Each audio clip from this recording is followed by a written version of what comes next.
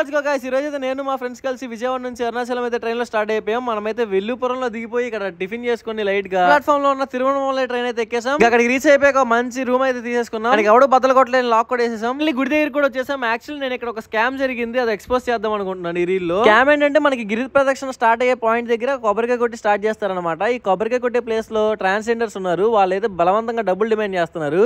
వీళ్ళైతే మనం తీసుకున్న కొబ్బరికాయని వీళ్ళే కొట్టి వీళ్ళైతే డబ్బులు డిమాండ్ చేస్తారనమాట. ఈ స్కామ్ నుంచి తప్పించుకోండి. మనమైతే గుడిలోకి వచ్చేసాం. నేనైతే క్రిస్టియన్, నాకు ఈ గుడి అండ్ థింగ్స్ పెద్దగా అలవాట్లేదు, బట్ నేనైతే మా ఫ్రెండ్స్ తో సరదాగా వచ్చేసాను ఇక్కడికి. నాకు తెలిసినంత వరకు ఈ అరుణాచలం టెంపుల్ కి అయితే చాలా ఏళ్ళ హిస్టరీ ఉంది. మనమైతే ఫస్ట్ ఇక్కడ ఫ్రీ దర్శనం అని ఒక లైన్ ఉంది, ఆ లైన్ లోకి అయితే వచ్చేసాం. కాకపోతే ఇక్కడ చాలా టైం పట్టేసిద్దంట. సో మనమైతే బయటకు వచ్చేసి 50 రూపీస్ ఇది అని ఒక లైన్ ఉంది, ఆ లైన్ లోకి దూరిపోయాం. అడిగితే ఇలాంటి హిస్టారికల్ ప్లేసెస్ కి రిలీజియన్ తో సంబంధం లేకుండా వచ్చి సరదాగా విజిట్ చేయాలి. సో దట్ మన ఇండియన్ కల్చర్ కూడా మనకు అలవాటు అయ్యిద్ది, అర్థమైద్ది. ఇదైతే గుడి ఒక ప్రోటోటైప్ అనమాట.